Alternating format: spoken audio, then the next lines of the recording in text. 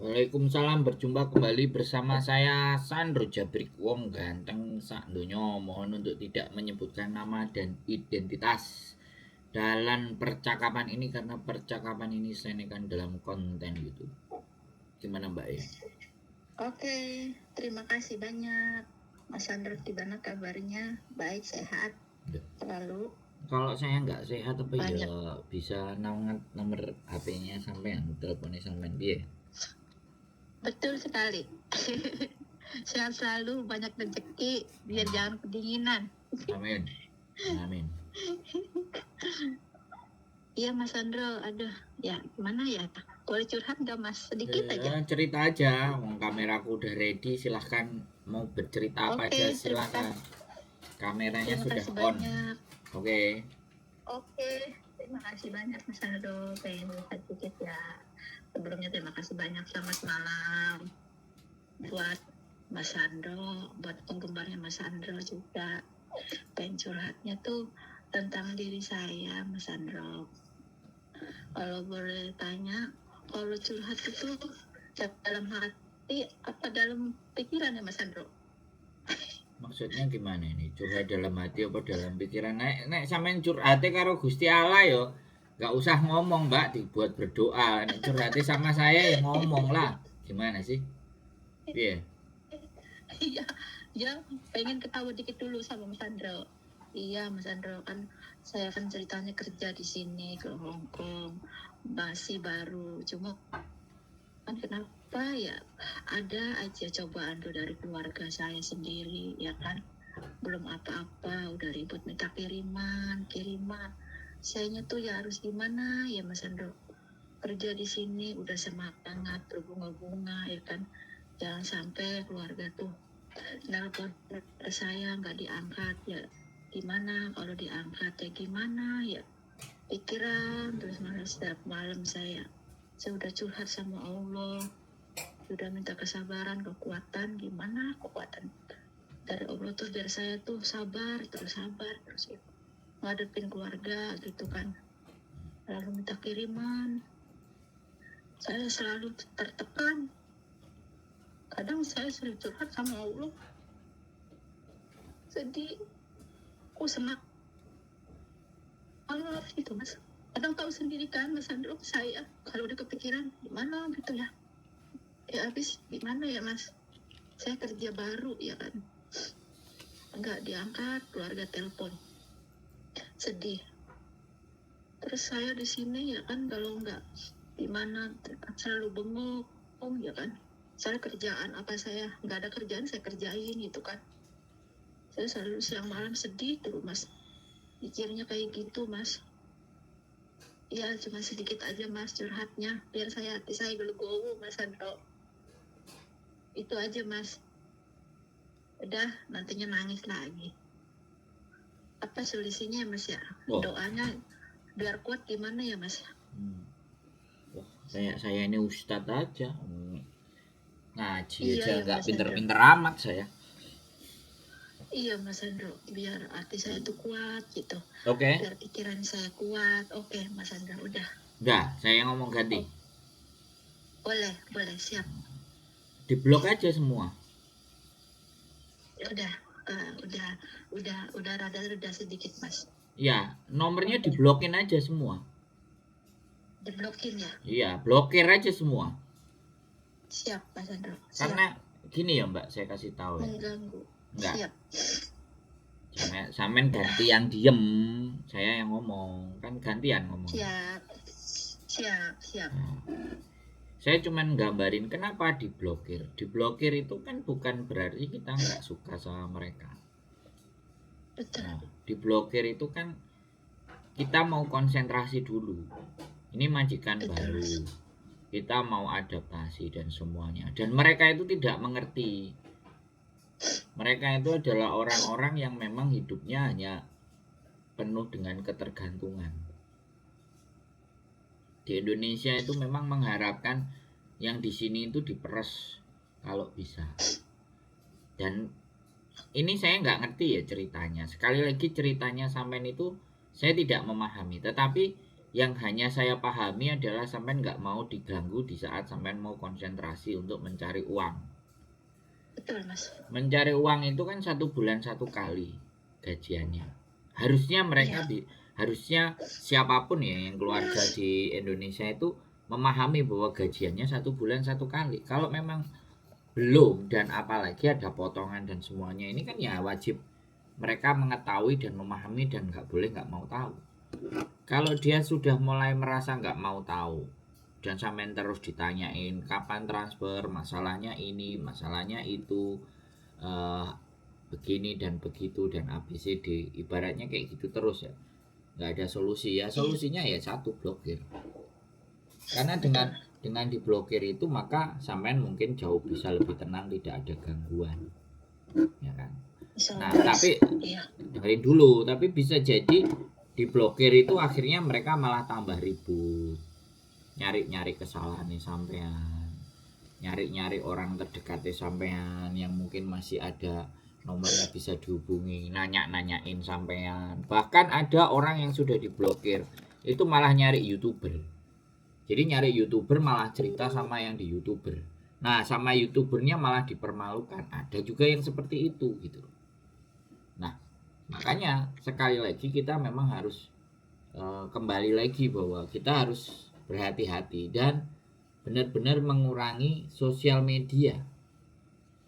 Dan jangan banyak upload di sosial media di saat kita ingin konsentrasi. Kalau perlu sosial media itu dinonaktifkan. Jadi siapapun sudah tidak akan melihat, postingan. Ya tiarap lah, kita masih memperbaiki diri kita. Karena orang-orang yang nggak tahu dengan kita, nggak ngerti kerja keras kita, melihat sosial media kita masih posting, dipikir mereka itu kan kita baik-baik saja. Nah, makanya nggak usah posting, nggak usah bikin story, shutdown dulu semuanya. Jadi tiarap dan nggak usah pernah diisi. Fokus kepada kita bekerja, beradaptasi, bagaimana menaklukkan majikan, bagaimana memahami situasi dan keadaan di pekerjaan. Blokir aja semuanya, nonaktifkan semua sosial media, kalau perlu nggak ada postingan, nggak ada apapun, story, TikTok apapun juga. Karena kadang-kadang yang justru sekali lagi, yang justru menyerang kita itu adalah orang-orang yang di dekat kita. Gitu loh. Jadi hindari orang-orang yang sudah kita kenal, tapi mencoba belajar dengan orang-orang baru yang mempunyai situasi dan keadaan yang tidak tahu sama sekali tentang diri kita. Kalau perlu diganti pertemanan. Itu juga salah satu cara. Bukan berarti kita itu menghindar dan nggak bertanggung jawab, kecuali ya sampean memang punya hutang dan di Indonesia ditagih lah, itu kan nggak bisa. Ya kan, saya nggak ngerti. Nah kalau punya hutang ya ditagih ya. Makanya kalau punya hutang di Indonesia ya udah banknya aja langsung yang kita hubungi gitu loh. Atau masuk ke rekening kita, di auto debit di rekening kita biar nggak ada masalah. Tapi kalau titip tetangga, titip saudara, titip apa semua bayarnya ya resek. Iya Mas, terserang saya juga tuh punya utang sih. Nah, sama bank. Pas berangkat sih tuh sih Mas, utangnya jadi keluarga saya nelponin kamu nggak bisa macet. Sampean tadi kan nggak cerita. Sampean dari 3 menit awal tadi kan nggak cerita. Iya kan? Tapi saya kan ngomong baru gitu terus sampean ngomong. Malu Mas. Lah. Mas Sandro. Iya. Gini loh Mbak, hutang itu sudah tersurat dan tersirat buat membuat kita tidak bisa tidur. Dan nantinya kalau sampean lepas kendali dan lepas kontrol, akhirnya sampean mau utang juga, gadein. Nah itu mempertaruhkan pekerjaan lagi. Hari ini tadi datang, ada yang cerita memelas, punya masalah, ya. Hutangnya ada di Prime, ada di HS. Total semuanya 7.000, 4.000 sama 2.000. Lah gajinya cuman 5.000, utangnya 7.000. Terus sisa duitnya cari di mana? Lah tadi datang, untung rumah saya lantai 3, sudah bawa koper. Nah, saya takutnya dia itu kabur terus nyari perlindungan di sini. Lah, repot itu juga. Jadi sekali lagi ya, Mbak. Ya, sekali lagi. Ya, sekarang nikmati aja. Itu kan di bank di Indonesia, Mas. Duh, iya. Samen bisa nggak dengerin saya ngomong ganti? Iya. Ya kan? Samen kan tak kasih kesempatan ngomong. Samen mau ngomong lagi. Tak, kalau Samen mau ngomong lagi tak kasih kesempatan, aku ganti diam. Piye? Gimana? Samen mau ngomong lagi? Ya, masih udah masalah utang di rumah aja itu. Cuman ada 5 juta di rumah. Terus? Ya, keluarga itu tuh kayak suamiku kan nanya kapan kamu bisa bayar, terus aku pagi-pagi terus itu, Mas. Ya jual aja motor, yang ada motor jual aja, apa-apa yang ada di rumah suruh jual aja. Nanti beli lagi. Mas. Hah? Ya, udah saya gadein. Iya, jual aja, nggak usah gadein, jual. Buat bayar, buat nutup-nutup semuanya jual. Kalau perlu apa, ada rumah tanah jual semua. Yang supaya bisa nutup utang. Nanti habis ya cari lagi, habis beli lagi, yang penting utangnya ketutup dulu. Kata suamiku, kalau jual motor sayanya kerja apa? Saya nggak ada motor, nggak bisa usahaan gitu. Jadi saya bingung ya, Mas. Ya nggak usah bingung, jual motor beli second loh. Iya, aku bilang saya udah kasih tahu kayak gitu. Ya udahlah, saya nggak mau tahu katanya. Gitu, ya Allah, Mas, sampai saya sedih. Gitu bilang. Ya nggak usah sedih, kalau dia nggak mau tahu kasih nomor banknya. Sampai yang nelpon banknya. Iya, Mas, udah ngomong. Sampean saya tanya ya, saya tanya. Sampean punya suami ya? Iya. Suami sampean sama sampean aja nggak mau tahu, ngapain jadi suaminya sampean? Hanya, Mas, aku bingung. Saya bilang kalau kamu kayak gitu ya udah nggak usah dilanjutin. Saya bilang kalau mau udah nggak kuat saya gitu. Saya bilang gitu. Ya terus gimana? Makanya kan ya suaminya. Ya kamu bisa bantu saya nggak? Saya udah keluar negeri. Ya keluar negeri kan gajiannya nggak harus sekarang. Kan ada waktunya. Kalau mau ditagih utang ya udah suruh bawa aja apa yang ada, suruh catetin berapa nilainya, kan gitu aja di rumah. Ada motor ya suruh bawa motor. Saya kerja bagaimana? Ya gimana caranya usahamu, kalau kamu memang cinta sama saya kan kamu membantu saya, bukan kamu yang moroti saya.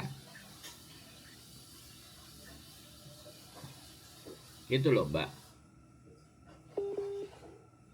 Nah, orang kayak gini kadang-kadang ya, teman-teman semuanya butuh cerita, curhat, ngomong, udah ditanggepi, tutut. Tanggepi tutut.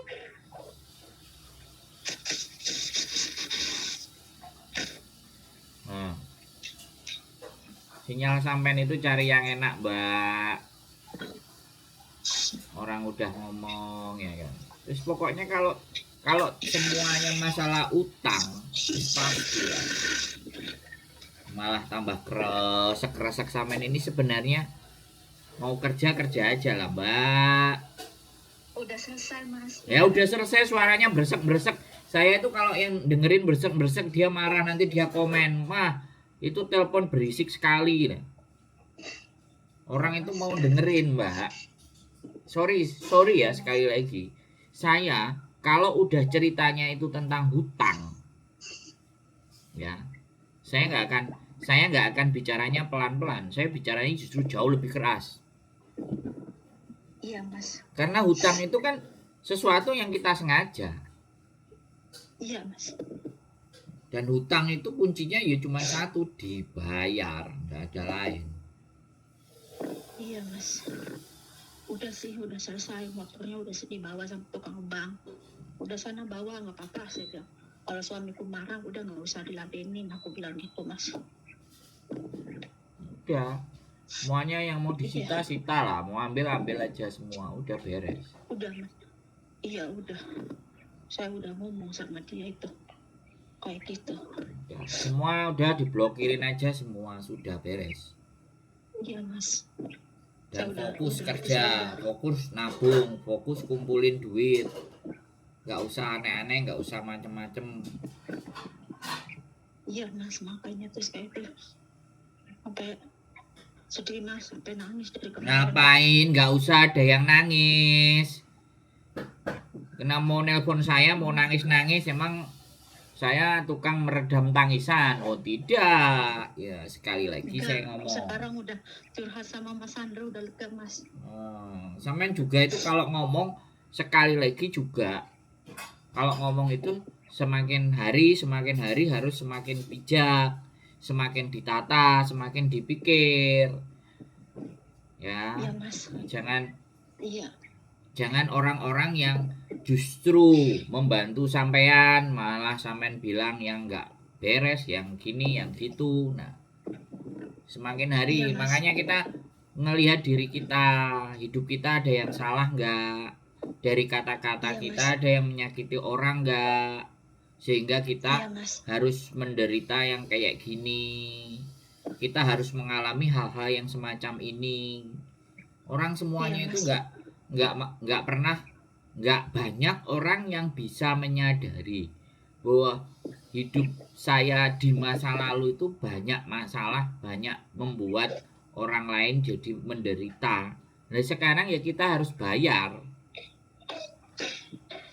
Selalu Iya aku Mas. dalam hidupku semuanya baik-baik saja, perasaan aku juga nggak pernah nyakitin orang. Nah kalau semuanya baik-baik saja, masa hari ini kita ditimpakan hal-hal yang tidak baik? Orang kita ngaca ke diri kita sendiri, nonton apa ya salahku, apa ya kurangku, di masa lalu apa yang aku lakukan. Nah supaya kalau itu semuanya tidak ketemu, ya udah mohon ampun, meminta pertaubatan. Iya Mas. Oh, mohon ampun sama Gusti Allah, perbanyak istighfar, kasih sabar. Ya kuncinya cuman kayak gitu aja mbak. Iya Mas. Nggak ada yang lain hidup ini. Sampean buru-buru. Untung aja ini curhatnya keluarga. Kalau curhatnya majikan, wow keras aku, ambil palu, tak tutuki sampean. Wong sampean mau cepet-cepet pingin berangkat. Nah sekarang sudah berangkat. Nah sekarang ngeluh apa lagi ya? Orang yang nunggu di Indonesia, nunggu dapat majikan, nunggu proses, kepalanya pada pusing, utang tambah banyak. Nah sampean sekarang udah nyampe di Hong Kong, udah dapat majikan, belajar itu disyukuri lah. Itu suara apa lagi itu berisiknya, ya Allah. Gak usah pakai handfree ya mbak. Halo.